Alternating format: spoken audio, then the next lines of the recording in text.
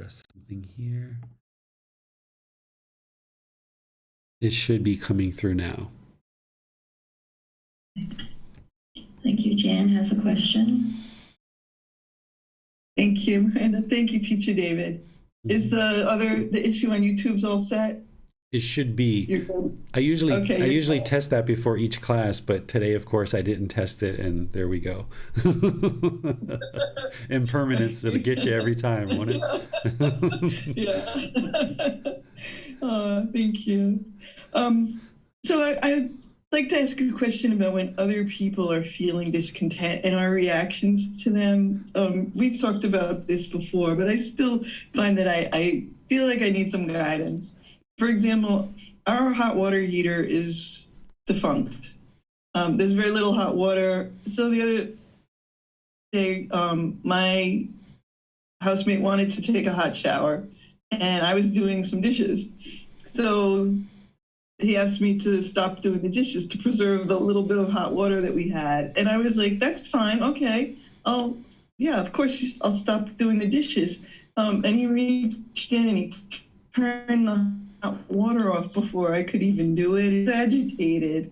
And so, I understand that that's he's agitated, right? And it's not because I'm using the hot water or whatever, right? It's just that he's agitated. And I was able to stay very calm and just say, oh, I'm sorry. Yeah, let's make sure we save water for you. But I still feel like I don't trust my reactions. I think maybe this is too long of a question, but I don't always trust my reactions in how to respond to people. If it's somebody I don't know, I feel very comfortable walking away from them, right?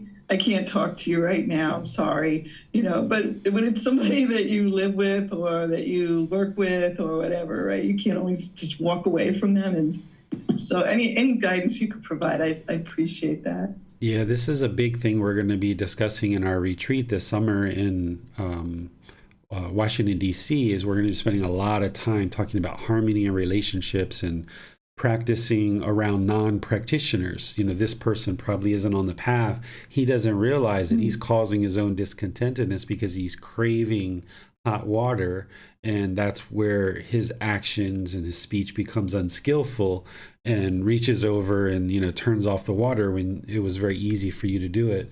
So when you see people like this, you should just have loving kindness and compassion for them, this genuine interest in seeing them be well, having concern for their misfortune, realizing that, okay, they don't understand that they're causing their own discontentedness. And as long as you're not overtly doing anything in terms of your speech and your actions, you're not causing any harm there. So based on what you've said, I don't know what transpired, but based on what you said, it doesn't sound like you did anything in terms of like swatting his hand away or, yelling at him or, how dare you do that or anything like that. So you're not interested in reacting like that because that would be unskillful. Instead, you're interested in responding and just be like, oh, okay, well, you'd like to have the water turned off? Sure, I can do that for you, because in that situation, you're not attached to doing the dishes right now in this specific moment. You realize you could do the dishes now, you could do them an hour or two from now, and you can be content either way. And this is what helps an enlightened being function around unenlightened beings, beings that are off the path, because beings that are off the path, they're going to have these cravings and want something right now, a certain thing right now. An enlightened being is someone who's practicing to attain enlightenment. They can be comfortable either way. They know that all of this is impermanent, and I can do dishes now or I can do it 3 hours from now and be just as content. So since you realize with loving kindness and compassion that this person has this craving for the hot water, okay, let them have it, no big deal, and then just step away and allow the situation to dissolve and move on. So as long as you're not doing anything overtly unskillful, then there's no harm that you're causing, even though this person is causing their own discontentedness, and they might be practicing wrong view, thinking that you're the one causing them to be angry. As long as you know the truth, that you're not causing it, then you can move on and just have loving kindness and compassion for this person. Thank you, teacher. You're welcome. We have a hand raised from Marcy. Thank you, Manal. Thank you, Teacher David. So with the same thing as what Jan was saying, I have this particular woman at work, and she's a very vocally aggressive person in her language, her speech, things of that nature. And I noticed that I was having these bodily sensations that it was causing me discontentedness. I was allowing discontentedness to arise. So I've kind of been able to kind of stop it at that sensation. But what I'm coming into conflict now with is that it's almost as though she's seeking me out to have these outbursts and these things. And she's not like aggressing them towards me. They're not towards me. It's just about, anything like other customers, things of that nature. And I'm having a hard time figuring out what can I do? I mean, I've walked away, I've not given response, but it's almost like she'll come into the lunchroom and she'll start off and I'll leave. And then it's like she follows me right afterwards and she'll follow me down the aisle trying to continue this, I call them rants. And I don't know how to kind of just separate myself besides just stand there and not say anything. And I don't, like I said, I'm not sure if that's a good reaction. I don't know, I'm having a hard time understanding what I should do in those situations. Sure. So you're never interested in reacting, because if you react, the mind's going to react typically in an unskillful way. So you're interested in responding. So a response can be walking away or saying nothing or things like that. That can be a response. Remember that craving is very difficult for people to let go of, even people that are on this path. So people who are off the path, it's very difficult for them to understand craving and let it go. So the reason why this is happening is because of her craving, desire, attachment. She has this longing and this yearning to talk to somebody and kind of air her grievances. And she doesn't realize that she's causing her own discontentedness, and she's thinking that, you're this outlet for her. But her mind is going to be very slow to adjust and adapt. And, you're not trying to train her, of course, but as long as you're protecting your own mind and not allowing it to become discontent, slowly but surely, if you continue doing what you're doing, this will dissipate because it's impermanent. She's going to slowly learn that every time she comes to you, you don't feed it. You don't sit there and listen and just let her vent at you. Then eventually, because she doesn't have that outlet, she's going to realize that you're not somebody that's going to just sit there and absorb that. But it's going to take her a long time for that because of her craving, desire, attachment. If you need to say something to her, like when she's coming in and she's starting to ramp up, you can, let's just say her name's Barbara. I use this name all the time. Once we start having a Barbara in her craving, but it's going to take her a long time because she's not on the path and she doesn't understand. But it is impermanent, and this is actually good practice for you, because if you're observing that discontentedness is arising in this situation, it means that there's things that you still need to work on yourself. So each time she comes and talks to you, your discontentedness should get less and less and less and less. You should notice less and less of it. And, definitely continue with your breathing mindfulness meditation. Definitely continue with your loving kindness meditation, putting her in that loving kindness meditation. And slowly but surely, your mind will become more and more content in that situation. And she'll get the message more and more that, you're not going to be an outlet for this complaining and this ranting. All right. Thank you, Teacher David. You're welcome.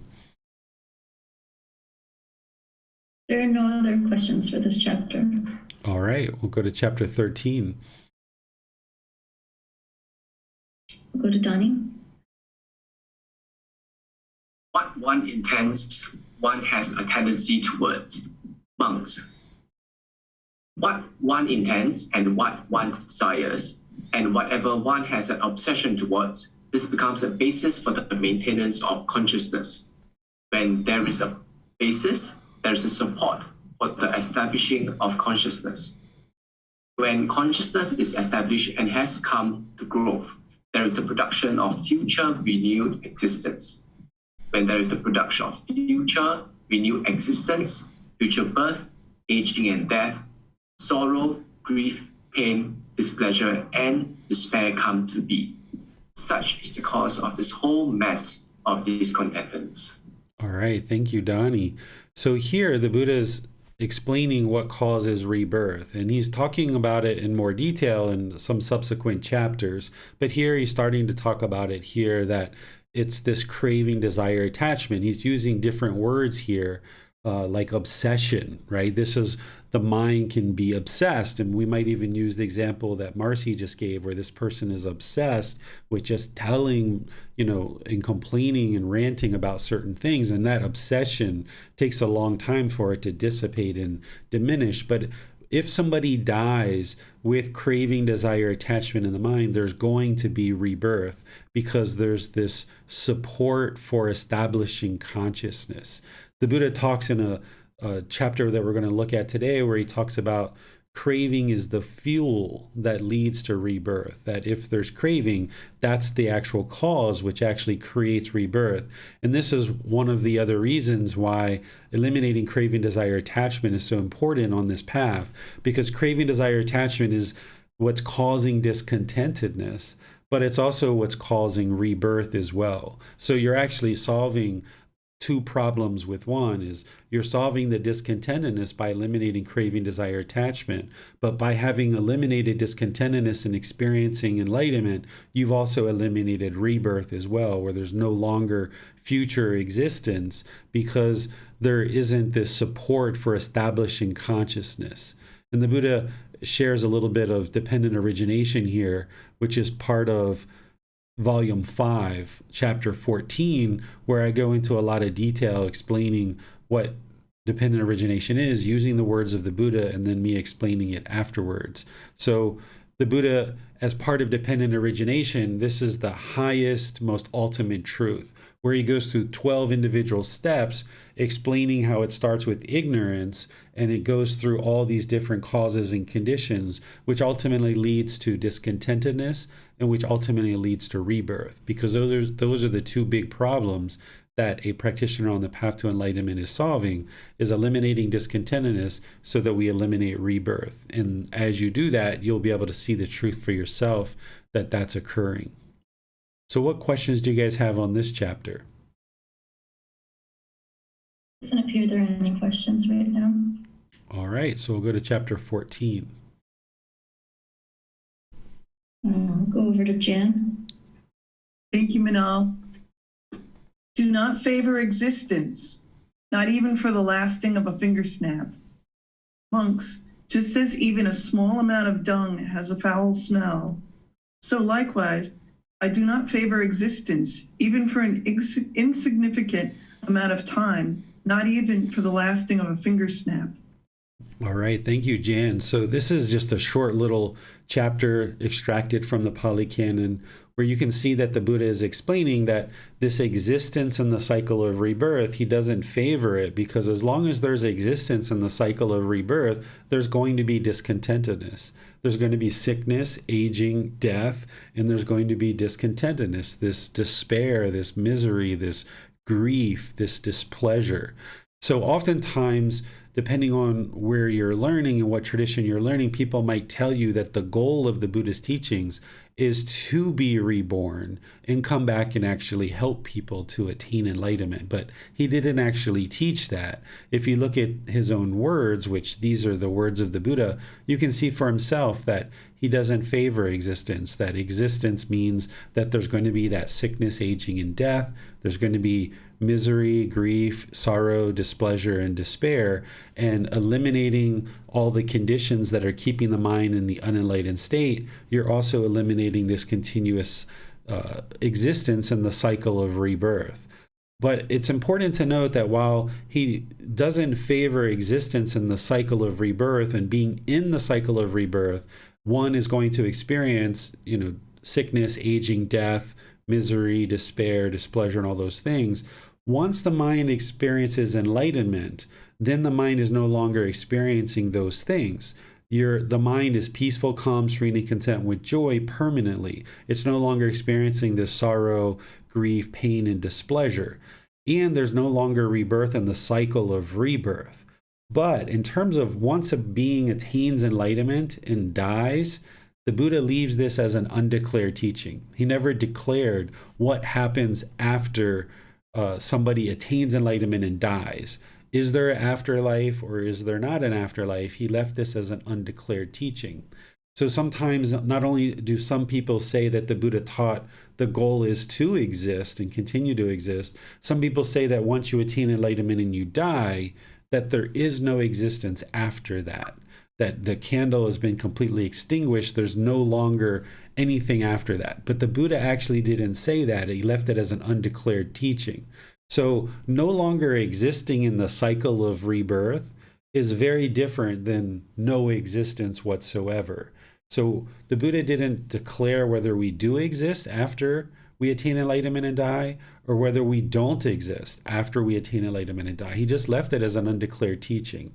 But we do know that if we don't attain enlightenment, then there will be continuous existence in the cycle of rebirth, which would be undesirable. It's not something that we would aspire to experience. We have been experiencing that for many lives so far, but now that we have this human birth, you're coming in contact with these teachings. This is an opportunity for you to deeply learn, reflect, and practice to get to enlightenment so that you no longer are stuck in this continuous cycle of rebirth. And once you get to enlightenment, the mind is so peaceful, calm, serene, and content with joy, you're not going to care what's next, if anything at all. We don't know because the Buddha didn't share it. So the mind is just experiencing this, amazing mental state that the Buddha describes beyond pleasure and pain. Whereas if there is something that's next, and the Buddha would have explained that, then maybe that's just one more thing for your mind to crave. So the Buddha, being very wise, he just didn't declare what is next or what isn't next. He didn't declare whether there is or isn't something next. So you've got to get to the point, if you've been taught or you believe that you're going to die and there's this eternal life waiting for you afterwards, you have to get to the point on this path where you don't even care what's next. If there is anything next, just get to the point where you let that go and you no longer crave existence. And by not knowing if there is anything that's next, this is a good way that a wise Buddha would teach, and just leave it as an undeclared teaching, because it's more easy for your mind to let it go. Whereas if there was something that was amazing that happens after death for an enlightened being, that's just one more thing for the mind to crave. So you're interested to get to the point where you're no longer interested in existence in the cycle of rebirth, because that would be misery and despair all over again, continuous on and on and on. But you're also not craving of any kind of afterlife either, that you get to the point where your mind's so peaceful that you could die in this moment and be completely content with that.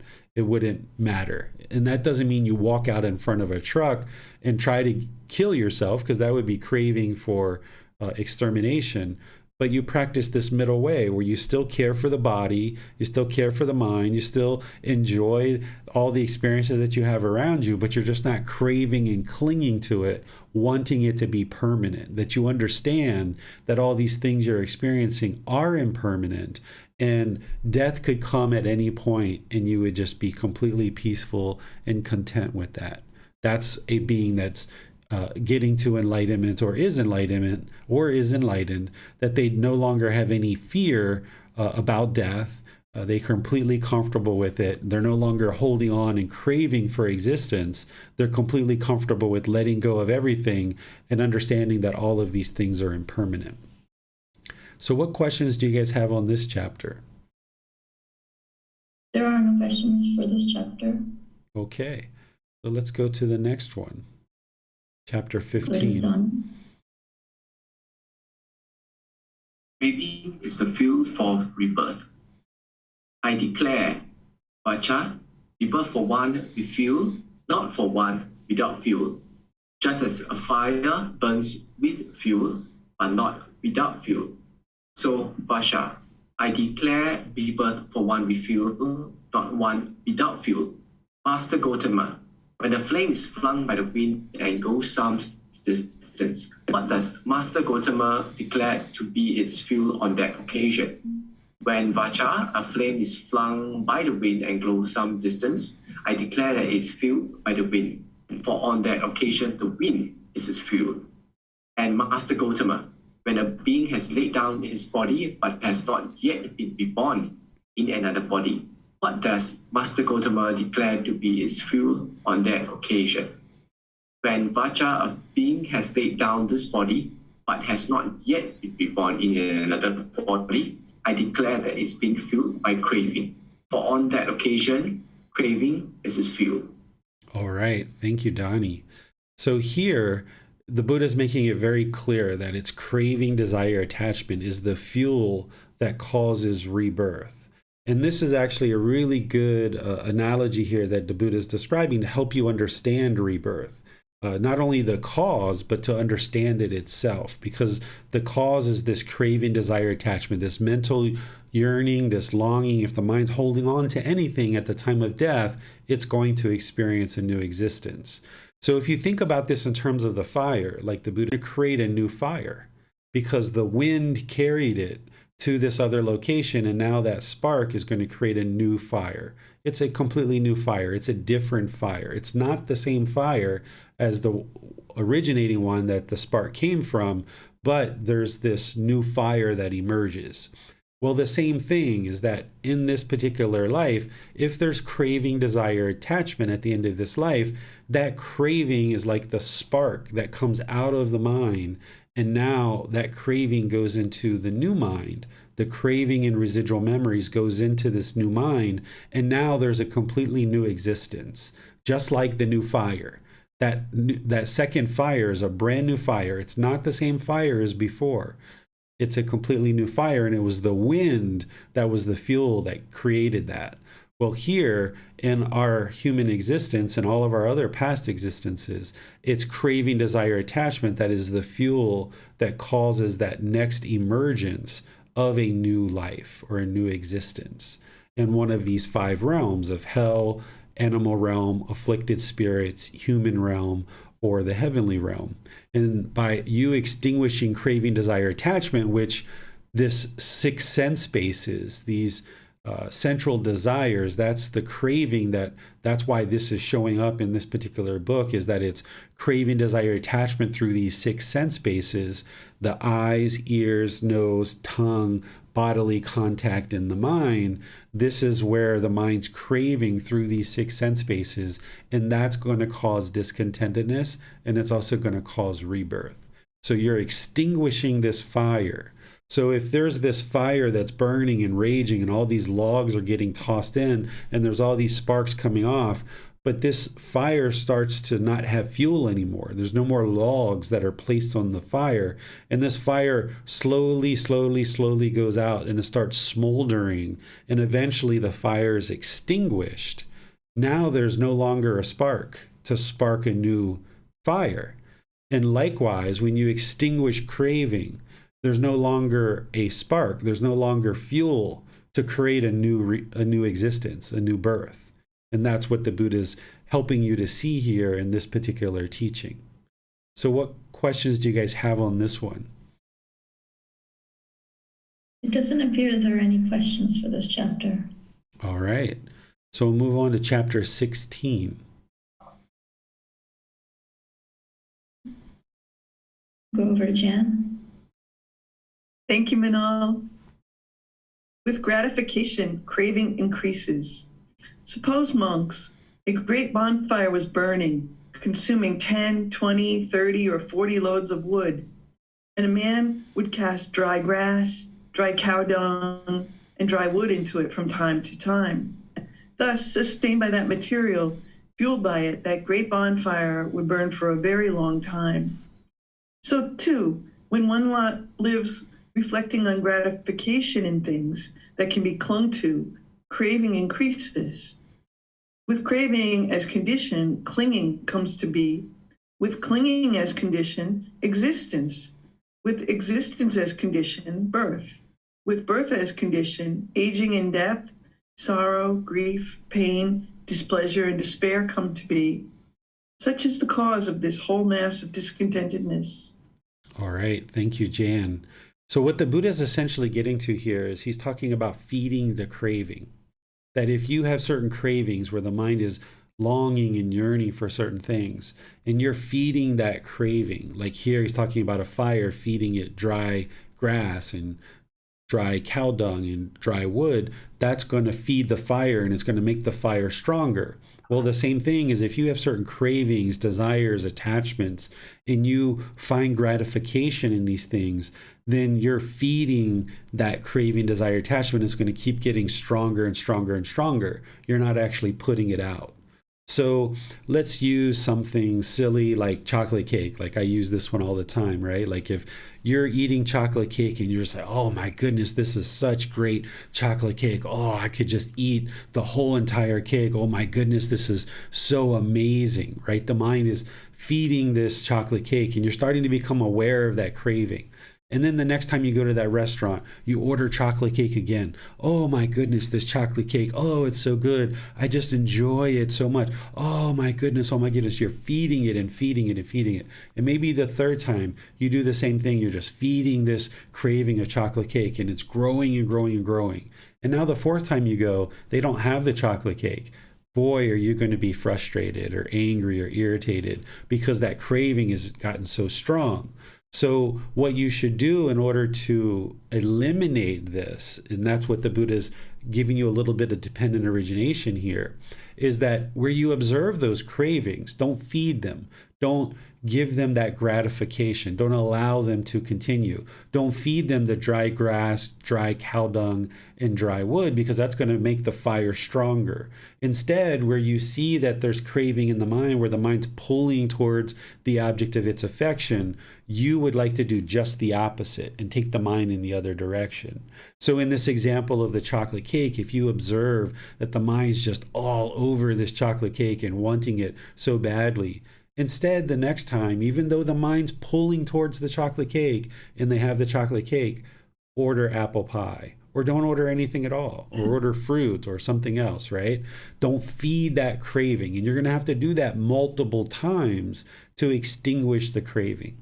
And I use chocolate cake because it's an easy one to talk about, but you could, if you have challenges with drugs or alcohol, or if you have challenges with pornography, or you have challenges where your eye is, looking at handsome individuals or beautiful individuals, and it's always pulling towards that, right? You're not interested in feeding that, not only in the moment, but afterwards. Sometimes we sit somewhere and we're like, oh my goodness, she was so beautiful, or he was so handsome. If I could just have gotten to talk to that person, my life would be so much better. This is craving. This is desire. This is the mind longing, yearning for the objects of its affection. So you've got to cut that off. Like the chapter 11 that we were talking about is where you observe that craving, desire, attachment arising. You cut that off and let it go. And that's what the Buddha is describing here, that when there's craving, it's going to ultimately lead to clinging, where the mind is holding on, which is ultimately going to lead to existence, and which is going to lead to birth, aging, death, sorrow, grief, displeasure, and discontentedness. So in that moment where you're observing that the mind is wanting to have this gratification, it's chasing after the objects of its affection, this mind is like a different entity. The person has to be stronger than the mind, and it has to discipline this mind and say, no, you're not going to get that today. I'm going to take you in an opposite direction.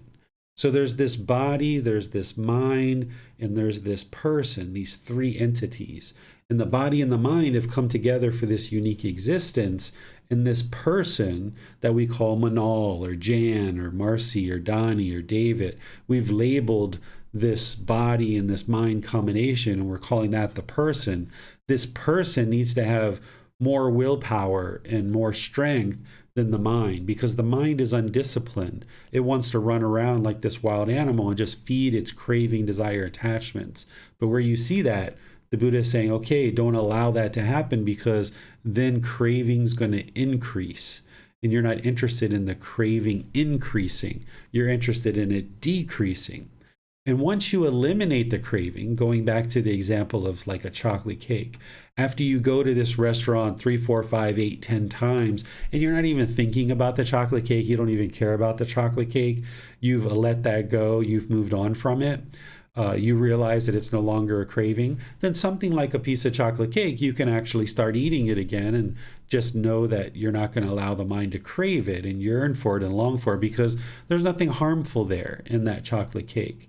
Something like drugs or alcohol or some of these other real detrimental things, you're not going to ever go back to those, because those lead to unwholesome results if you have those going on at all. But there are certain things that the mind craves that after you eliminate your craving, you can actually still use those things or be involved in those things, and you can be just fine. So let me give you another example. Let's just say that every Monday you go play basketball with your friends, or every Monday you go spend time with your girlfriends and you guys talk and spend time, and you notice that on Sunday and Monday morning your mind's kind of longing and yearning for this time with your girlfriends or with your friends to play basketball or something like this. Well, if you do that regularly and you feel your mind pulling and yearning and longing for it, then you should probably skip a couple of times and train the mind that it's not going to get this permanently, that it's impermanent. Particularly if you're missing your friends, if you observe that your mind, even though you're not there with your friends, you're thinking about that, you're missing them, you're longing for it, you're yearning. You've got to train the mind to eliminate this craving, desire, attachment, to always be with these people, craving and clinging to them. And then as you kind of do this, where you spend time with them and then maybe you don't go a couple of times, and then you spend time with them and then you don't go to a couple of times, and you realize that the craving's completely extinguished over time, then of course you can continue to spend time with your friends. You're not going to just completely walk away from your social relationships, but you're interested in getting to a point where there's not this yearning, this longing, this craving, desire, attachment, because as long as you have this craving, desire, attachment, and you get all these conditioned, excited feelings when you're going to see your friends, then when you can't go see them, you're going to be sad. You're going to be lonely, you're going to be bored. So you would like to get to the point where you've extinguished the craving for that, and you've observed in the mind that that craving is no longer there. And then when you decide to now start going again, now it'll actually be even more enjoyable, because you can go there and you can be peaceful, calm, serene, and content with joy that you're there. But then on those occasions where you can't go because of impermanence, then you can also be peaceful, calm, serene, and content with joy there too. Because if your mind is longing and yearning for that time, when you're not there, your mind's going to be discontent. It's going to have these painful feelings. And when you are there, you're going to feel all this excitement rising up.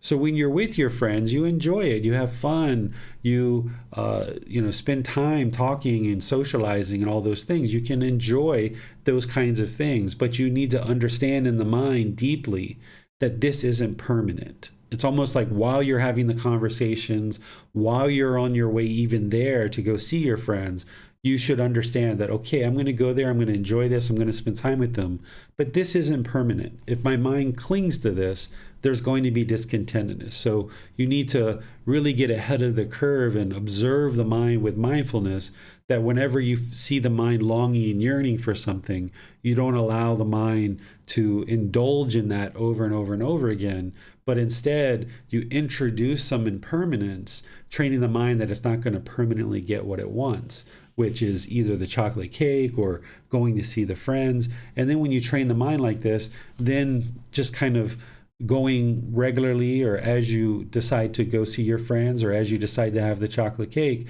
your mind can be peaceful, calm, serene, and content with joy either way.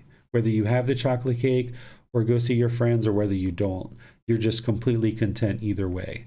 But you've got to have that mindfulness and observe that mental longing and yearning, and then do just the opposite and train the mind that it can't have the objects of its affection permanently. You're not going to allow it to do that. So what questions do you guys have on this chapter? Mina asked on Zoom, is gratification the same as receiving compliments?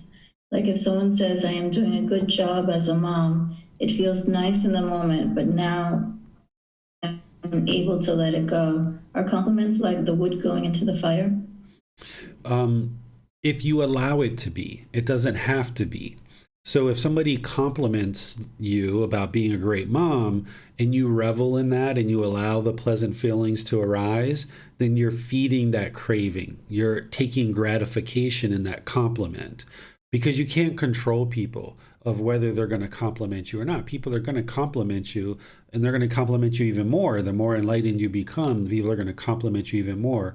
So when you hear these agreeable things, you just understand like, oh, thank you, I appreciate your kindness, or whatever you're going to say, but you don't allow that to arise the conditioned pleasant feelings, because you know that at some point somebody's going to say, you're a horrible mom, you do such a bad job, how dare you do that with your child, or whatever, right? People are going to disparage what you do, because so if you allow this conditioned pleasant feelings to arise in that situation where someone's complimenting you, then in the situation where someone's disparaging what you're doing as a mom, that's going to cause painful feelings in your own mind. So these things can feed the mind and you can take gratification in them, but what the Buddha is guiding you to do is not to take gratification in them. It's just observe it for what it is, which is someone's being kind and polite and friendly, respectful. They're offering you a compliment.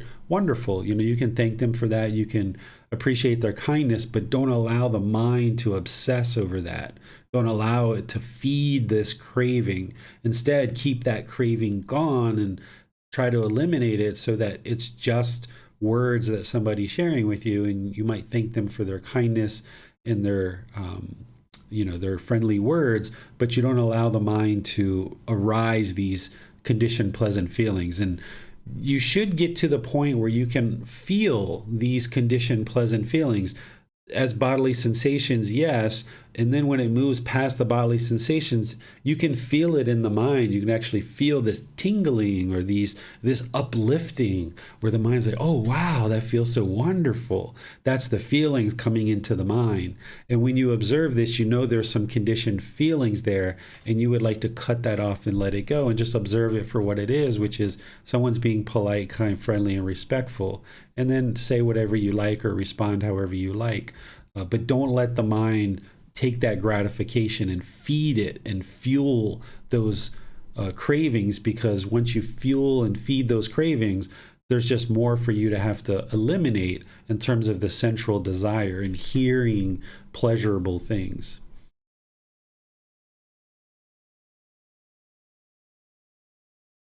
We'll go to Miranda next. Thank you, Manal. On Facebook, Michael Ricasio asks, Teacher David, I noticed that attention has a part in feeling craving. Would it be wise to not give attention towards these objects of affection? So you're not interested in feeding it, right? So if somebody's going to give you a compliment or somebody's going to share something with you, then obviously you're going to hear it. You can't block your ears and close your ears. So that's why you can't control others, but you can control your own mind. So in situations where you feel your mind pulling or having these yearning and longing, you've got to restrain the mind and pull the mind back and don't allow it to do that. So you're using the word attention, giving your attention to it. Usually there's a period of time where you observe that the mind has certain craving, desire, attachments. And then when you're aware of that, then you can take direct action to cut those off and let it go and no longer feed it. So I'm not sure if that's quite answering your question, Michael. You're welcome to ask follow-up questions if you like, but you're not interested in feeding that craving, desire, attachment, because that's just going to make it stronger. And now it's going to be even harder to get rid of that you're feeding it. Thank you, sir. You're welcome. Teacher David, I just wanted to ask a question related to the example of fire being used in the previous chapter and this chapter.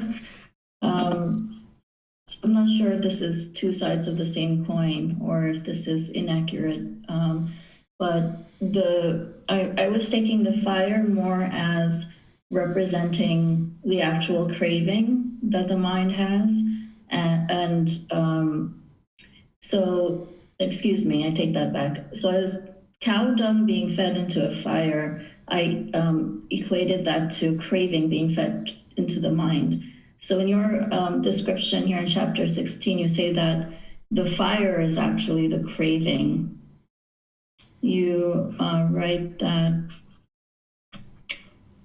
if one is interested in eliminating the fire of craving, desire, attachment, which is the cause of all discontentedness, they would extinguish the fire through not allowing the mind to dwell in the past where pleasant feelings arose. So I just don't know if I'm thinking correctly. Is the fire the actual craving, or is the cow dung basically craving being fed into the mind being the actual translation here?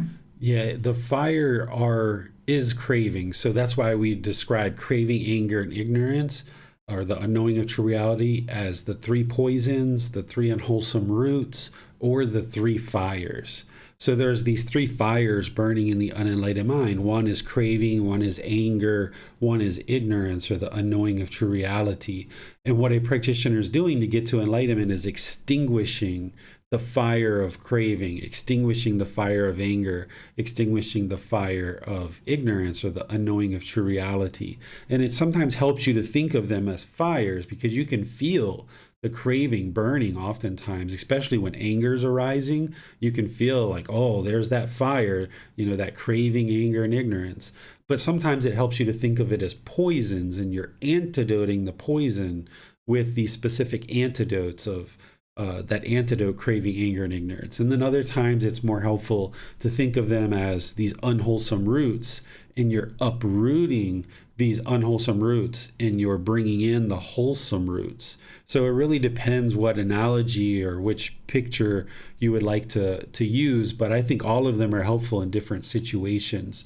Here he's describing the fire, which is the craving, desire, attachment. The cow dung and the grass and the wood and all of this is like adding things like if we think about the complement, if we allow that to obsess the mind, now that's the cow dung. Or if we know we have a certain craving, this burning desire to look at handsome men and handsome women and beautiful women, and now we go to the mall and we're sitting there, kind of eyeing all these different people coming in and out of our eyes, that those individuals that we find handsome or beautiful, that's the grass, that's the cow dung, that's the wood, and it's feeding this burning fire in the mind of craving, and it's making this craving stronger. So if you're going to extinguish this fire, you're not going to feed it dry grass, cow dung, or wood. So if you're trying to extinguish this craving of looking at handsome and beautiful people, you're not going to allow the mind to take that in through the eyes, that where you're walking and you see a beautiful person or a handsome person, you will cut that off and now choose to redirect the mind in a different direction. And that would be not feeding it this dry grass, cow dung, or wood. Yes, very clear. I understand now better. Thank you. You're welcome. We'll go to Marcy. Thank you, Manol. Thank you, Teacher David.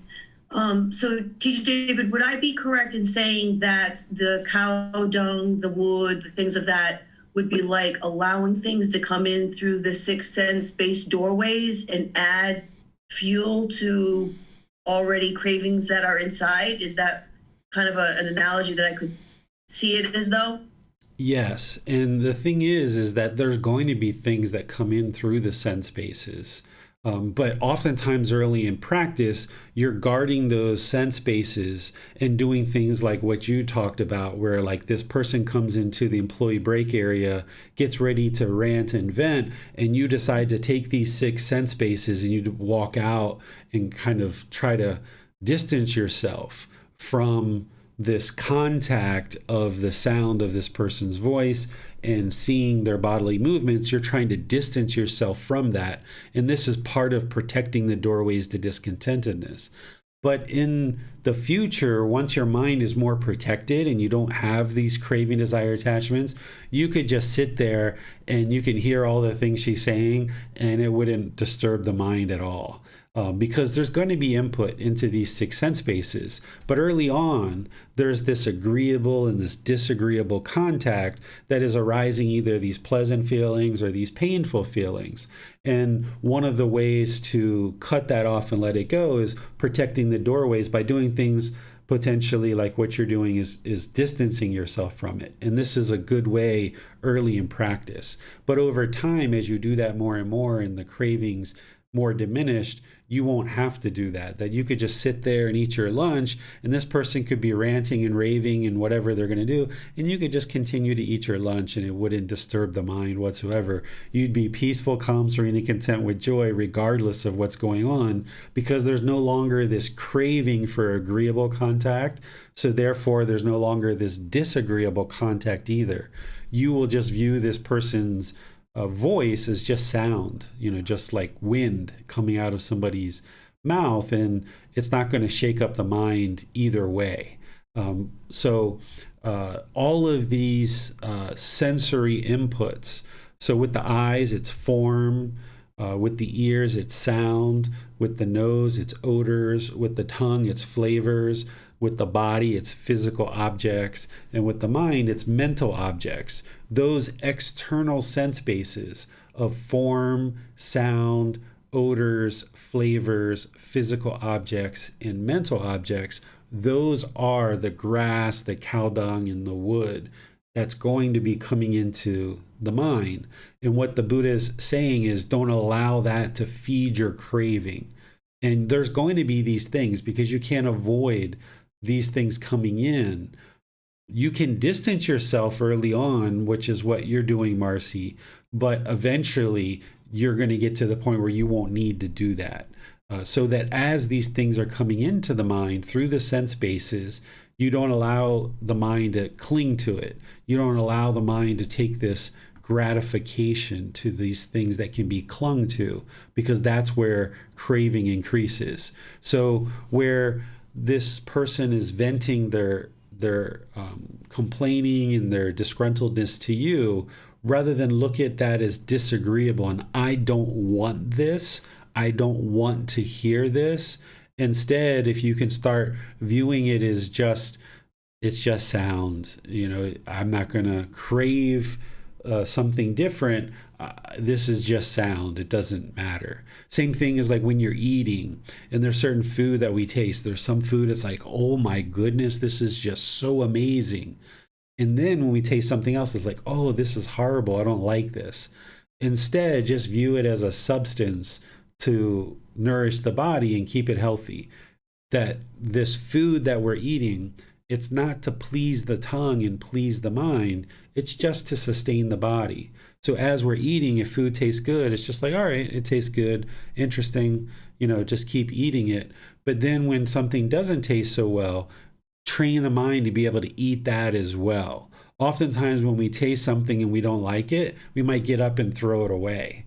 But if you're interested in training the mind to eliminate sensual desire, that the mind doesn't cling and crave these pleasant taste and flavors, that even when you taste something and you're like, oh, that doesn't taste so good. Now, of course, if it's bad, if it's got bacteria in it, it's going to make you sick, throw it away. But if it's just a taste that you don't typically taste and you're not typically comfortable, the mind isn't typically comfortable with this flavor, keep eating it. Train the mind to keep eating it. This is actually going to be really helpful, that the mind doesn't always get what it wants. Because in that situation, if you taste something sour or something bitter or something that you won't normally eat, and the mind's like, oh, I don't like this, and it's repulsed by it, that's a perfect opportunity for you to train the mind to eat it. Because in that situation, the mind's having that little temper tantrum because it's not getting these pleasant feelings. It's not getting this agreeable flavor. So since it's having this little temper tantrum, keep feeding it that stuff, that bitter, that sour, whatever it is, that the mind's repulsing. Now, when you do that over multiple situations, now the mind realizes it's not going to always get something that is pleasurable or agreeable in food, and now it can be peaceful, calm, serene, and content with joy no matter what you put into the mouth in terms of food. And you do this with each individual sense base, that you train the mind that when it's longing for these pleasurable things and experiencing these pleasurable experiences, that where you see the mind's repulsed by something, you actually train the mind to experience that. So here's another example, is like, say that you have this craving for animals to always be safe and to never be harmed. And that gives you great pleasure when you see that animals are well taken care of. Well, now when you scroll Facebook or you're on the internet or whatever, and you see animals being harmed, the mind gets sad and it's repulsed by this. What the unenlightened mind usually wants to do is it wants to have aversion and push that away and never see pictures of animals being harmed ever. But that's not possible, because that's permanence. So rather than push this away and allow the mind to have aversion and now scroll really fast and get to something else that's more pleasurable, where you observe that the mind is seeing these animals being harmed and your mind doesn't like that, instead sit there and look at it longer and look at it some more. And then over the next few weeks, every couple of days or so, go out on the internet and find pictures where animals are being harmed. And where they're being harmed, look at those pictures and train the mind that it's not going to always get what it wants, which is these, cushy, cuddly pets that are fluffy and in good condition, that you're going to sit here and you're going to look at these pictures. You're not taking joy in the pictures, but what you're doing is you're just training the mind that these pictures are animals being harmed, and this is what happens in the world. And doing that over multiple sessions, you're desensitizing the mind rather than it always craving to see animals in pleasurable, comfortable situations. And then when you happen to run across a picture where they're not that way, now the mind experiences painful feelings. Whereas if you desensitize the mind to it and you actively seek out every 2, 3, 4, 5 days over multiple sessions animals that are in harm, and you desensitize the mind to that, now when you run across the occasional picture of animals in a pleasurable, fluffy situation, it's like, oh, look, those animals look so cute, they're so lovable, oh wow, that's so wonderful. But then when you keep scrolling and you see animals in a harmful situation, you're not shaken up by that. Whereas if we keep having aversion and we keep pushing away those harmful pictures, now every time you see one, the mind's going to be shaken up. So what you do is you confront it, you put the mind in those situations and have it look at those pictures for a while until over multiple sessions it's desensitized and it's no longer shaken up by a picture of animals being harmed, for example. Thank you, Teacher David. So just a real quick follow-up question to this. So in order to grow on my path in this journey, by maybe staying in the lunchroom and I don't want to say enduring, but being in the presence of the discontentedness that this woman is feeling may help strengthen my practice in a sense. It would be training my mind to not have aversion and not want to run away, to be able to tolerate it and be able to gain this wisdom of where there's no good or bad to it. It just is sound. Yes, that's ultimately what you would like to get to. But in that situation, if you're feeling like unskillful speech and actions about to occur, that's where it's better to just walk away. So that's why I say early in practice, if you're observing that this discontentedness is arising and you're trying to cut it off, and you observe that there's going to be some unskillful speech and actions, that's going to cause harm to that person, and that harm's going to come back to you. So in that situation, it's better to just politely get up and excuse yourself and say, excuse me, I need to go do something else. I'll see you another time. And you just walk out. And that's protecting the mind and ensuring that you're not having unskillful conduct as a result. But as you let go of that craving more and more, and you're able to sit in that lunchroom and just, be unaffected by this person's complaining, that's actually really helpful for your mind. And that's where you have to decide as your own independent journey, what makes sense for me in this situation, depending on what else is going on in your life and what the condition of the mind is. Maybe sometimes you decide to get up and walk away. Maybe other times your mind is stronger. You feel like you have more discipline and you can sit there for a little bit and see and observe the mind and see what it does in that situation. But ultimately, you should be able to just sit there and be completely unaffected by it. It doesn't mean that you still choose to sit there. But you could and be unaffected by it. You still might, even when you're enlightened and someone comes in and complains, you might still choose to excuse yourself and walk out, even though your mind is utterly peaceful and content. But this is a way for you to help that person to no longer be stuck in this cycle of constantly complaining about the things that are going on around them. So this is where there's not just one way to do this. You would like to just observe the mind, see how things are going. In some situations, you might get up and excuse yourself, walk out. Other situations, you might sit there. It really depends on what's going on in your own mind, and ensuring that you're not having unskillful conduct is very important, but also training your own mind to understand that you can't always walk away, that that's not necessarily the solution, because you're going to be in situations where you're sitting there and someone's saying something that you disagree with, and how do you deal with that? And training the mind to be understanding of that and being able to still practice good, wholesome decisions in that situation can be very helpful for the mind. Thank you so much, Teacher David. You're very welcome. Miranda has her hand raised. Thank you, Minnow. Can the mind also crave enlightenment? And if so, can that craving hinder a being moving forward through the stages of enlightenment? The answer is yes and yes. A being can crave enlightenment, which is that peaceful, calm, serene, and content mind with joy. They can have this mental longing, this yearning for it. And as long as they have that craving, they'll never experience enlightenment, because enlightenment is to extinguish all craving, desire, attachments, even craving for enlightenment itself. So what you do is you practice working towards enlightenment as a goal, an objective, or an interest, something that you're gradually working towards, rather than longing and yearning for it. And then also, rather than being complacent as well. Those would be the two opposite sides: craving and yearning, longing for it, or complacency. Those are two opposite sides.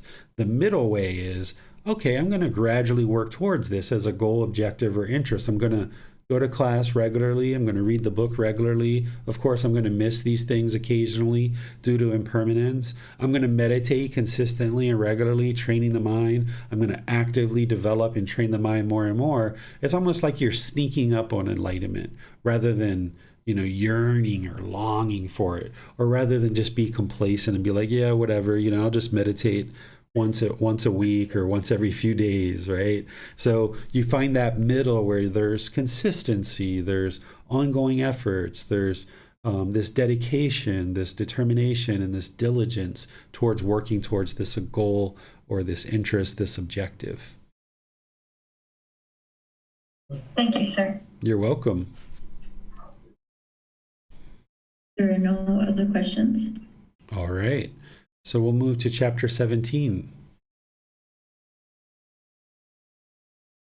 We'll go to Kayla. Thank you, Mel. Craving is the basis for coming and going, which is the cause of discontentedness. Monks, what one intends and what one desires, and whatever one has an obsession towards, this becomes a basis for the maintenance of consciousness. When there is a basis, there is a support for the establishing of consciousness. When the consciousness is established and has come to growth, there is an impulse. When there is impulse, there's coming and going. When there is coming and going, there is passing away and being reborn. When there is passing away and being reborn, future birth, aging and death, sorrow, grief, pain, displeasure, and despair come to be. Such is the cause of this whole mass of discontentedness. If monks, one does not intend and one does not desire, but one still has an obsession towards something, this becomes a basis for the maintenance of consciousness. When there is a basis, there's the support for the establishing of consciousness. When the consciousness is established and has come to growth, there is impulse. When there is impulse, there is coming and going. When there is coming and going, there is passing away and being reborn. When there is passing away and being reborn, future birth, aging and death, sorrow, grief, pain, displeasure, and despair come to be. Such is the cause of this whole mass of discontentedness. All right. Thank you, Kayla. So here the Buddha is going and teaching the way that he often teaches, which is showing this cause and effect relationship, this action and result. This is the natural law of karma, the natural laws of existence, where he's saying, okay, if this happens, then this is going to happen. And when that happens, this is going to happen. He's showing this causality of things as he's teaching. So here he starts off explaining, with what one intends, desires, and has obsession towards. This becomes the maintenance of consciousness. So if there's craving, desire, attachment, then that's going to maintain the consciousness and it's going to keep it continuing on and on. When there's a basis, there is support for the establishing of consciousness, that rebirth. When there's consciousness is established and has come to growth, there's impulse, and we've experienced these impulses, right? That's that reaction that we talk about, that the goal isn't to react in situations. The goal is to respond. So when the mind's reacting, there's this impulse, and it's usually unwise, it's usually unskillful, and it leads to something that's unwholesome. So you're not interested in this impulsive aspect of what we've experienced at different times. Instead, you're interested in restraining that and now responding in situations. And sometimes you need to pause and think about situations before you actually make any decisions. Because when there's impulse, then there's this coming and going. This coming and going is where the mind isn't content. Oftentimes when we're in the unenlightened state, the mind always wants to be going somewhere else. It's not just content with where you're at. The mind always wants to be somewhere else. It's almost like the grass is always greener on the other side. And then once you get to the other side, it's like, this grass isn't as green as I thought it is. I want to go to this other yard. I want to go over here. I want to go over there. This is the coming and going, rather than just being peaceful and content where you're at. When there's coming and going, there's passing away and being reborn, right? Because the mind is not content in any one particular place. So there's going to be this constant death and this rebirth, which is what the Buddha is guiding us to eliminate in terms of eliminating discontentedness. Then there's this elimination of the cycle of rebirth. And then he goes on and he explains it the same way, but just without this intention and without this desire. But if one has this obsession, it's the same thing. So there's different degrees of craving. When we talk about craving, desire, now the Buddha is using this word obsession. These are kind of strong words, but there's also kind of these lighter cravings too, where the mind just has this tendency towards something, where you're not getting this intense anger, you're not getting this intense rage, but there's just this tendency that if I don't get that thing, then I just feel kind of icky inside. This is discontentedness as well.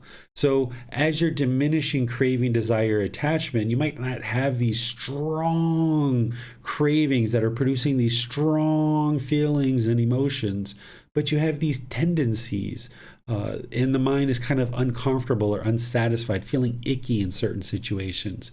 You like to stamp all of that out too, because an enlightened being isn't even going to feel icky in certain situations, not even going to feel unsatisfied in any senses of the word. The mind is just always going to be peaceful, calm, serene, and content with joy, because there's not even these strong obsessions, but there's not even these lighter kind of tendencies either. And the Buddha is just explaining that as part of this whole teaching here. What questions do you guys have on this? Yes, Teacher David, I think you've just acknowledged a question that was on the mind about if there is a place between when one has intention and desire, but it is not an obsession.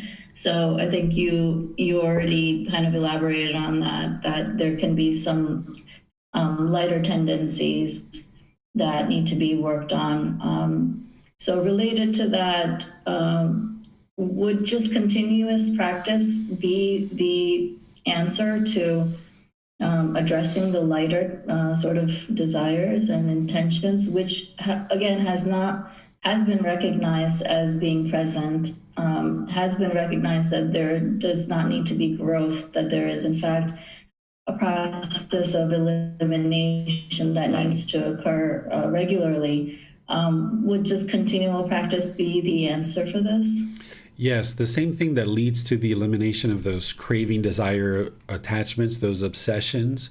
When there's these lighter tendencies, you've already knocked those craving, desire attachments down to the point where now there are these kind of lighter tendencies.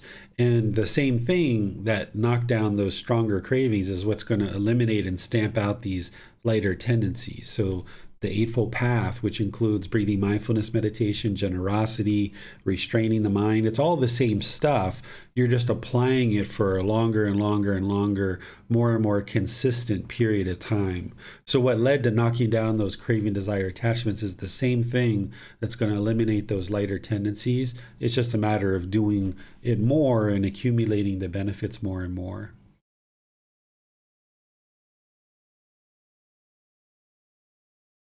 All right, thank you. You're welcome. There are no other questions. All right, so we'll move to chapter 18.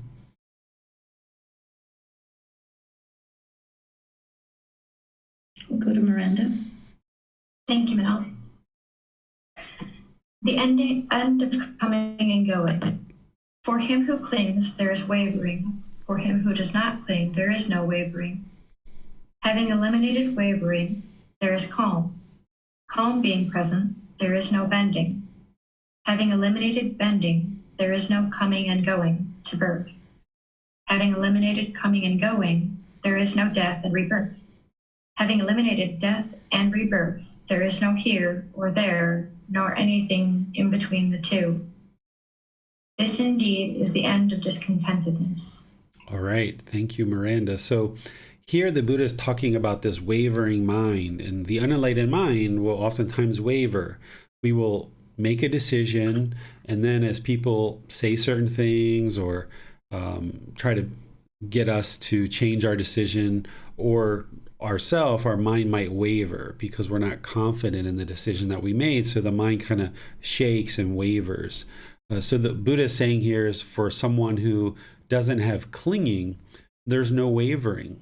That when you cling and you're having this clinging, you're not quite sure whether what you're choosing to do is beneficial or unbeneficial. So the mind can oftentimes waver, whether it's something we do with our children or life partner, or say we have a breakup and we decide that we're going to end a relationship with a partner. And now because there's clinging, there's this attachment to the partner, the mind might waver and be like, it wasn't that bad of a relationship. Maybe I'll go back, or some other wavering that we might do as we go forward in life. Where there's clinging, the mind will maybe try to distance itself from that thing, but then because the mind's holding on and clinging, it might actually go back to that thing. But when you don't have clinging, then there's no wavering. Either you'll just be like, all right, this relationship's done, I'm going to move on, or I would like to do this, that, or the other thing. When the mind isn't holding on, it knows what it needs to do, and it doesn't experience this wavering that the Buddha is talking about. And when there's no clinging and there's no wavering, then the mind is calm. When there's calmness, the calm being present, there's no bending. When there's bending, what the Buddha is talking about here is like bending in terms of the decisions that we make in terms of these teachings. So if we have clinging and craving and our mind's wavering and the mind is uncalm, then we might decide to kind of bend a little bit. So let me give an example. Like if I was a smoker and I was trying to get rid of smoking and I was clinging to these cigarettes, and now I get to this point where my mind's kind of wavering about the cigarettes. I'm not quite sure if I want to give them up or not. The mind starts to become uncalm. And now because of this uncalmness, because of the clinging to the cigarettes, even though I'm trying to distance myself, and there's this uncalmness that comes along, now there's this bending and be like, I'll just go back and smoke 2 or 3 or 4. Then, I'll be done with it at that point. So there's this bending. So it's getting rid of the clinging or the craving that eliminates this wavering, that brings in this calmness, and then there's not this bending. When there's not bending of these training guidelines, then the mind can come to this more peaceful, calm, serene, content mind with joy, where there's no coming and going into birth to be reborn, because the mind now is fully practicing these teachings, understanding them, and it's not bending to kind of the craving, to the clinging. And the Buddha is just explaining that one who isn't reborn, that they're not here, they're not there, nor between the two. And this is the ending of discontentedness. So once again, he's showing this causality of, it's clinging that leads to wavering. And then if there's no clinging, then there's no wavering. With wavering eliminated, then there's calm. And there's this calm in the mind. There's no bending. When bending is eliminated, there's no coming and going. When there's coming and going is eliminated, there's no death and rebirth. When death and rebirth is eliminated, you're not here, you're not there, you're not between the two. There's no existence in the cycle of rebirth. This is the end of discontentedness. So he's just tying all of this back to clinging, and how by eliminating this clinging, the mind holding on to things tightly, then it unravels all of these things, ultimately getting to the end of discontentedness and the end of existence in the cycle of rebirth. What questions do you guys have on this chapter? Looks like Miranda has her hand raised. Thank you, Manal. Sir, this wavering and bending, as someone is early on in their practice, is this something that is normal that we usually see? Absolutely. And that's why the Buddha teaches it, is so that you're aware of it when it's happening, and you realize that this is a normal thing that the mind's going to experience. And where you observe it, you can know what the problem is. The real problem is the clinging. So you let go of the clinging, you eliminate the clinging, and then your mind can be more stable in whatever decisions that you're making. This is that steady and stable mind that the Buddha talks about, that when all craving, anger, and ignorance is eliminated, now the mind is stable and steady. There's no longer wavering. But you will see this in your practice all the way up until you're enlightened. You'll experience this wavering. And that's why he's explaining it to you here, so that you're aware of why it's happening, so then you can implement the solution to fix it. Is this why, with the symbol for enlightenment, how it kind of crosses over on itself and goes back a little bit as it's slowly moving forward towards enlightenment? Is that why that's symbolized in that way? Yep, you're all, as you're making steps forward, then you're going to make a few steps back, and then you make a few steps forward and you make a few back. Or if you're doing it on a linear, kind of line chart, you're working up and then you come back down, and then you work up and you come back down and you work up. But there's this forward progress that you're moving towards the light or towards enlightenment, but you're going to have these backward steps. And there's wisdom that you're learning during those times. So I don't even think of them always as backward steps, because when the mind's wavering and it's struggling there, and you observe the mind wavering like that, there's some wisdom for you to understand and figure out there. And then once you figure it out, now you can be more stable, the mind can be more steady, and you can move on. So this is part of the normal process towards enlightenment. Oftentimes we think that, you should learn teachings and snap the fingers and just be able to do it easily. But that's not the way it is. Or sometimes people think that when you learn teachings like this from the Buddha or from some other teachers, that, if these things are happening, that maybe we're a bad person. And, that's not what he's explaining. He's just helping you see the natural laws of existence that, yeah, when there's clinging, there's going to be wavering in the mind. And then when you see that truth for yourself, that your mind's wavering because of the clinging, you're like, man, this guy was so smart. He really understood the mind so well. And then when you see that the clinging is eliminated and there is no wavering in the mind and the mind is very steady and stable, then you're like, wow, he explains it right here 2,500 years ago.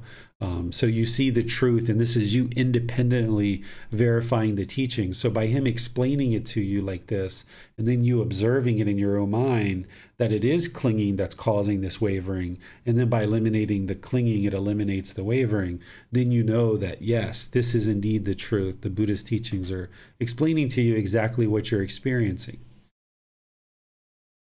Thank you, sir. You're welcome. We'll go to Marcy next. Is that for a question or for reading? Looks like the hand is raised. Yeah, I apologize. My hand was raised. Miranda had asked my question and I forgot to lower my hand. I apologize. But thank you, Teacher David. Thank you, Miranda. Thank you, Manol. We'll move on to chapter 19. All right. We'll go to Kayla. Thank you, Manal. Excitement is clinging. One with clinging is not liberated. Here, monks, one seeks excitement in form, welcomes it, and remains holding to it. As a consequence of this, excitement arises. Excitement in form is clinging. One seeks excitement in feeling, welcomes it, and remains holding to it. As a consequence of this, excitement arises. Excitement in feeling is clinging.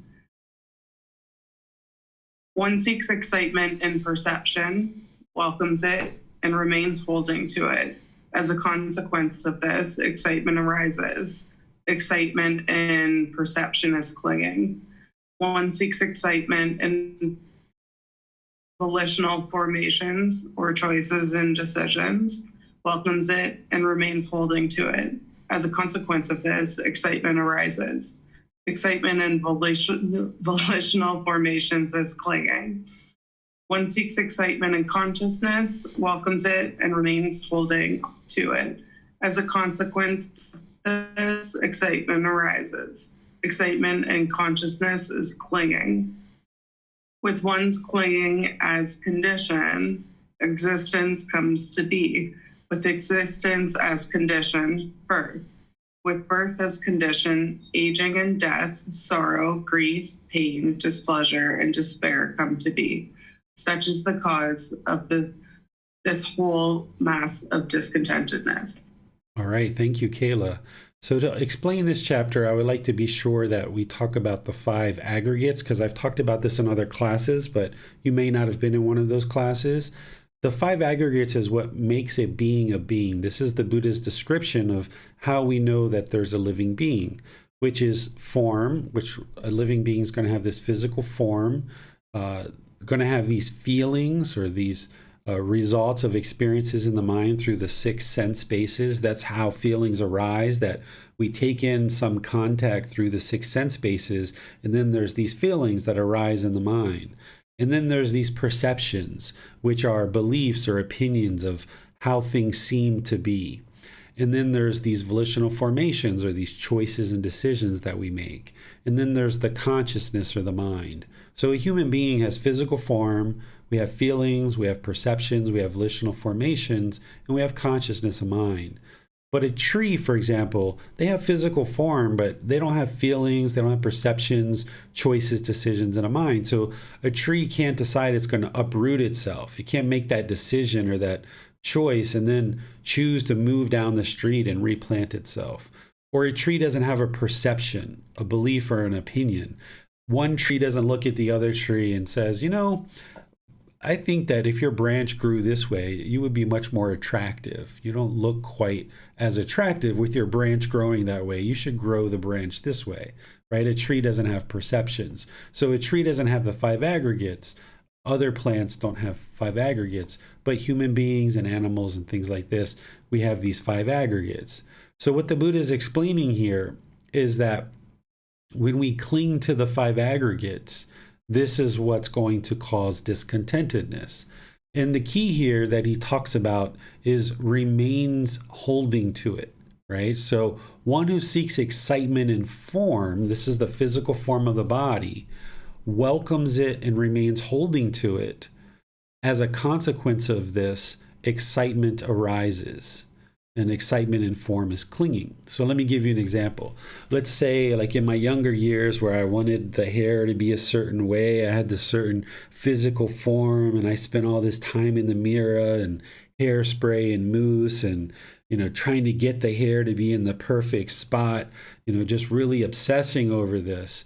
Remaining holding on to it, right? Like now I got the hair in the perfect spot, and now when I go outside and the hair gets blown around a little bit, now the mind having this excitement earlier that I got it in just the right spot, the mind is clinging to this physical form, and as this excitement arises in the mind, then the mind's discontent. But now when I go outside and there's this wind that blows and messes it up, or the rain comes, now there's this painful feelings or this sorrow because the mind was clinging to this physical form of the hair, for example.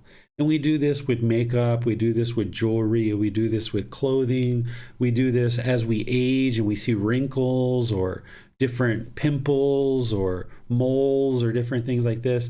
We might have this excitement that arises in our youth because we look very youthful.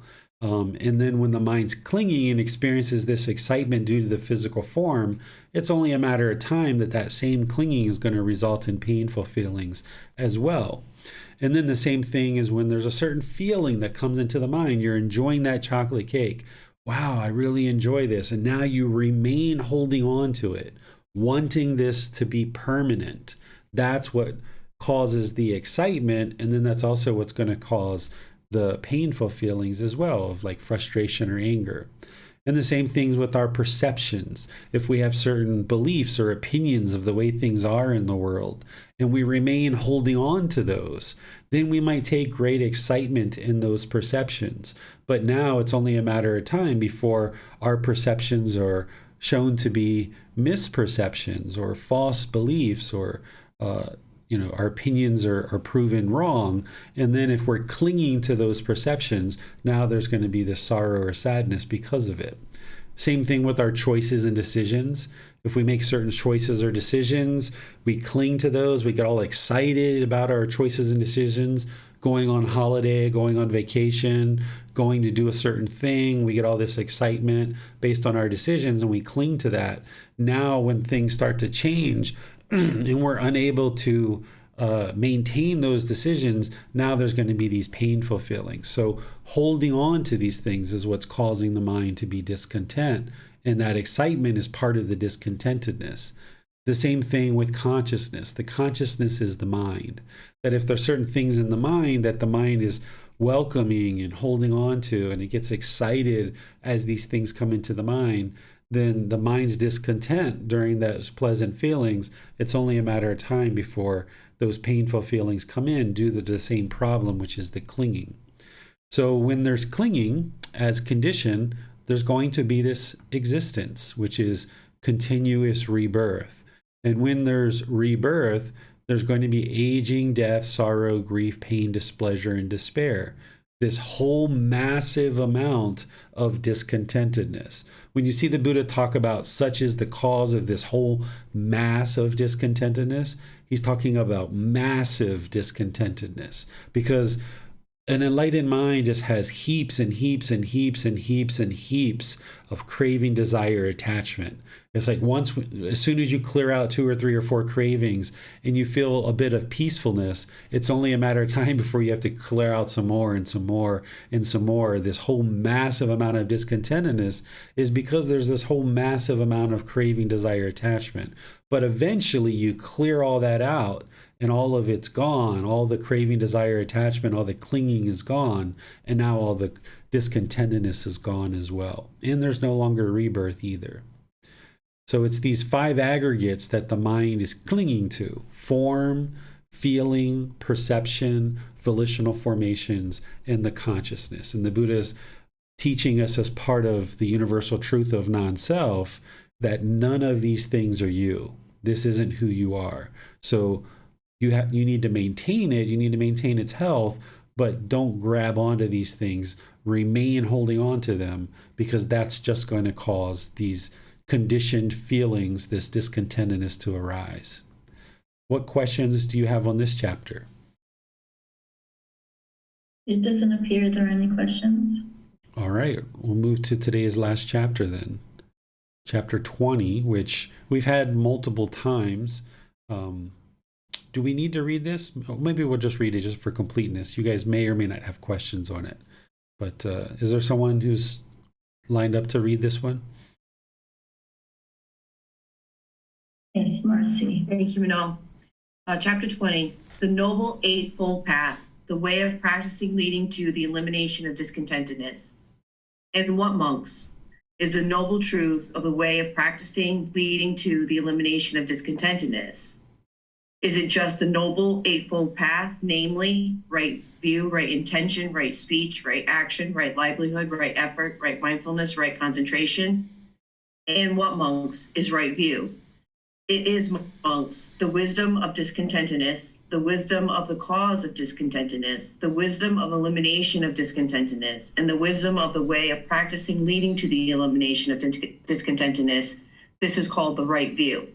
And what, monks, is right intention? The right intention of renunciation, the intention of non-ill will, the intention of harmlessness. This, monks, is called right intention. And what, monks, is right speech?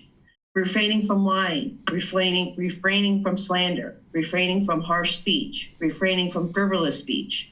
This is called right speech. And what, monks, is right action? Refraining from taking life, refraining from taking what is not given, refraining from sexual misconduct. This is called right action. And what, monks, is right livelihood? Here, monks, the noble disciple, having given up wrong livelihood, keeps himself by right livelihood. And what, monks, is right effort? Here, monks, a monk arouses his will, makes an effort, stirs up energy, exerts his mind, and strives to prevent the arising of unarisen, evil, unwholesome mental states. He arouses his will, makes an effort, stirs up energy, exerts his mind, and strives to overcome evil, unwholesome mental states that have arisen. He arouses his will, makes an effort, stirs up energy, exerts his mind, and strives to produce unrisen, wholesome mental states. He arouses his will, makes an effort, stirs up energy, exerts his mind, and strives to maintain wholesome mental states that have arisen, not to let them fade away, to bring them to greater growth, to full perfection of development. This is called right effort. And what, monks, is right mindfulness? Here, monks, a monk resides reflecting on body as body, dedicated, clearly aware, and mindful, having put aside craving and worry of the world. He resides reflecting on feelings as feelings, dedicated, clearly aware, and mindful, having put aside craving and worry of the world. He resides reflecting on mind as mind, dedicated, clearly aware, and mindful, having put aside craving and worry of the world. He resides reflecting on mental objects as mental objects, dedicated, clearly aware, and mindful, having put aside craving and worry of the world. This is called right mindfulness. And what, monks, is right concentration? Here, a monk, distant from sense desires, distant from unwholesome mental states, enters and resides in the first jhana, which is with thinking and pondering, based in seclusion, filled with excitement and joy, and with the subsiding of thinking and pondering, by gaining inner tranquility and oneness of mind. He enters and resides in the second jhana, which is without thinking and pondering, based in concentration, filled with excitement and joy, and with the fading of excitement, remaining imperturbably, unable to be upset or excited, calm, serene, mindful and clearly aware, and experiences himself the joy of which the noble one says. Peaceful is he who resides with equanimity and mindfulness. he enters the third jhana, and had given up pleasure and pain, and with the fading away of former gladness and sadness, he enters and resides in the fourth jhana, which is beyond pleasure and pain, purified by equanimity and mindfulness. This is called right concentration. And that, monks, is called the way of practicing leading to the elimination of discontentedness. All right. Thank you, Marcy. So this is the Buddha's core and central teaching, the Eightfold Path. This is what extinguishes discontentedness. This is the path to enlightenment. And a practitioner who actually attains enlightenment would know this path inside and out, backwards, forwards, left, right, up and down, like the back of your hand. You would need to know this because you would be practicing this on a regular basis. And I share this as part of our group learning program that I teach on Sundays and Wednesdays, in using this book, Volume 1, in order to really make sure you understand this really deeply. And in this particular book, chapter 4 and 5 go into a lot of detail about the Eightfold Path, and then I teach that as part of the group learning program. And this program, it shows up in multiple books because it's that core and central teaching that everything's connecting into. Because as you saw here with right concentration, in order to get to the point where you're experiencing the jhanas, those preliminary phases that the mind goes through prior to the first stage of enlightenment, you would need to distance the mind from sense desires or central desire. This is that fourth fetter out of the 10 fetters. By distancing the mind from craving agreeable contact through the senses and being repulsed by disagreeable contact, by distancing the mind from that and no longer seeing things as agreeable and disagreeable, the mind will start experiencing these benefits of the jhanas. And in order to get to enlightenment, of course, you would need to completely eliminate central desire from the mind. But at this point where someone's starting to experience the jhanas, they would have distanced themselves from those central desires, where there's still central desire there, but the mind isn't clinging to these things as tightly as it once was, and it's experiencing less discontentedness because of that. So that's what the Buddha is explaining as part of the Eightfold Path. But a practitioner would really need to know this inside and out, backwards and forwards, and be practicing it on a daily basis to really be experiencing the qualities of mind that ultimately get to enlightenment. So I'd like to just open up to any questions you guys might have now that you guys have been studying in the group learning program and other things. Rather than go through and teach each individual step, just thought I would teach the part applicable to the 6 sense bases, and then give you guys a chance to ask any questions you like about any part of the entire Eightfold Path.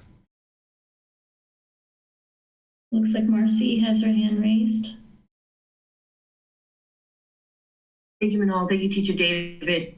The question I have, teacher, was something that I experienced at work.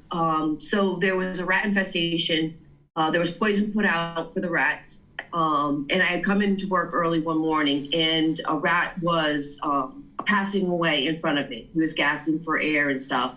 Immediately, I felt discontentedness because I had a very strong attachment to not seeing animals be harmed. But I was able to reflect upon it and say that this was this rat's decision to eat this rat poisoning, for therefore, this is, his steps.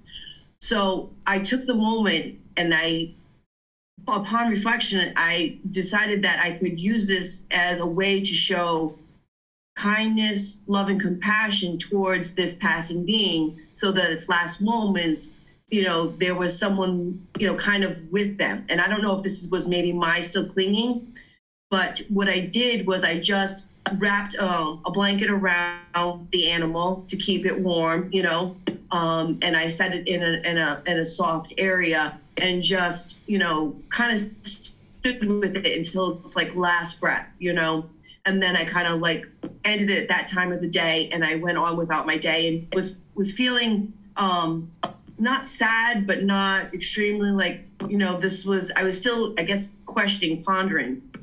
But then later on in the day, my coworkers started talking about how they're, murderers, they'll kill all the, rats, using vulgar language. And I felt myself really get upset, and I ended up breaking down and crying. But my question is I don't know if what my actions I took or my response to treating the dying animal was the right, within the noble path?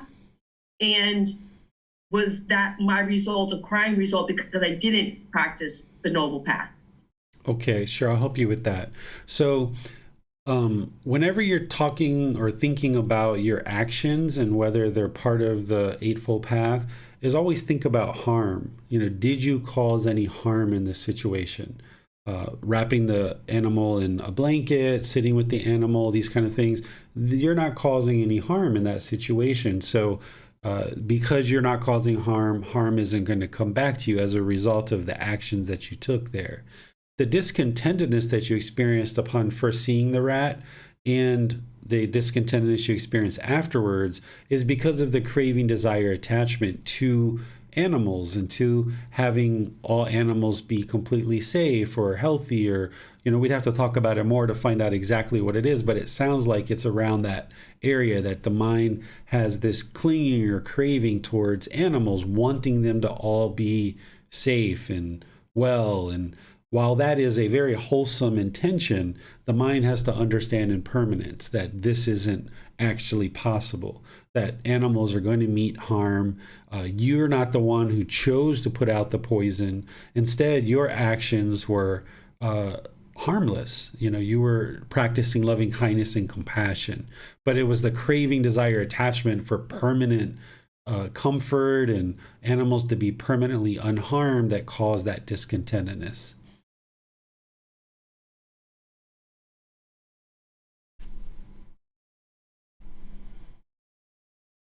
We'll go to Miranda.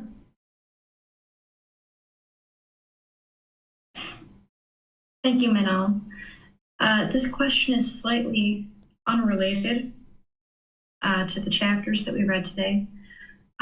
Sir, if you found a scorpion at your apartment that started to run and hide in every corner, which might cause harm to someone living in the apartment, and you need to make a quick decision, would you kill the scorpion? I wouldn't. I would attempt to relocate the scorpion outside. And living here in Thailand, I have had that situation, not in the house, but one time a few years ago, we were walking around the village, the whole family, and crossing into our path was this big scorpion. We just walked around it, left it in the middle of the street. Wasn't harming us, wasn't harming anyone else. It was just moseying along the street with its big old stinger out. But there was no need for us to harm that being because it wasn't causing any harm. So in a situation where there's a scorpion inside of an apartment, I would try to relocate it outside where it's not going to come in contact with human beings. And that would be how I would handle the situation. Thank you, sir. You're welcome. It doesn't appear there are any other questions. It looks like Jan just raised her hand.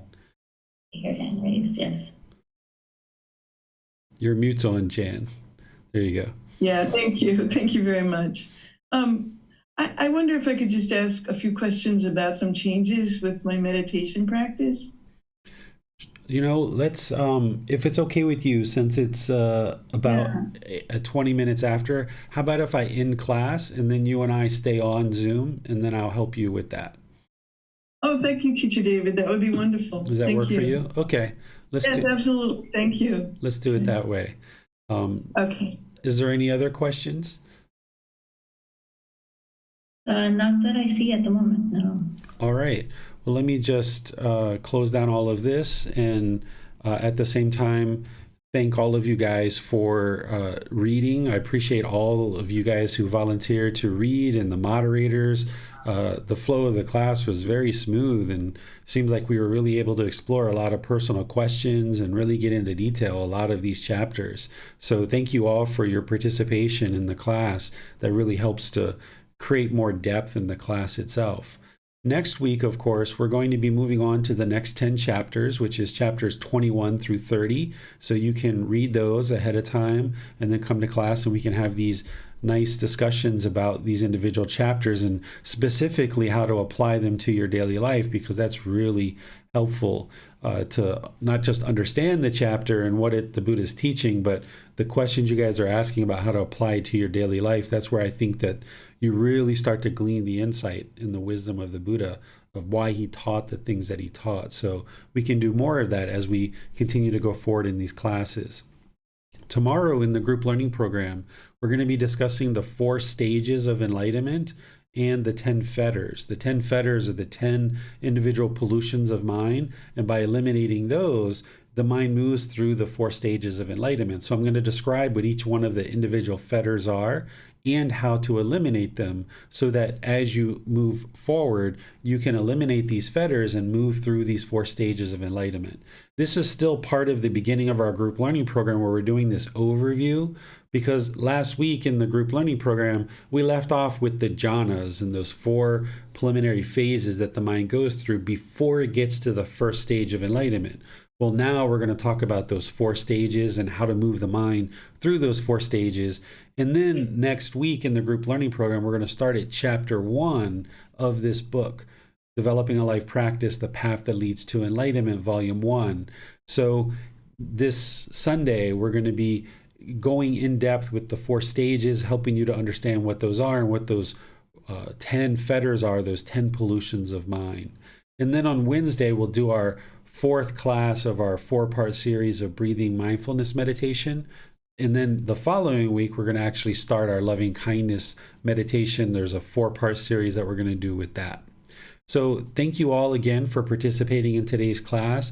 I'll see you in perhaps next Saturday's class for the Pali Canon and English study group, and or maybe Sunday and Wednesday as well, depending on what classes you decide to attend. So we'll see you in a future class. Have a very lovely rest of your day. Sawadee ka.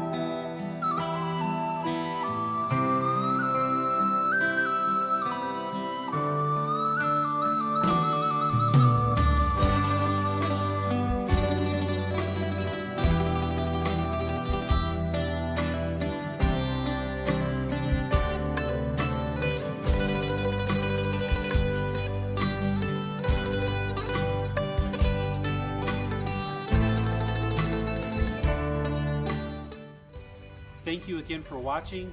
Enjoy your meditation. Look forward to seeing you online and answering any questions that you might have. Thank you so much.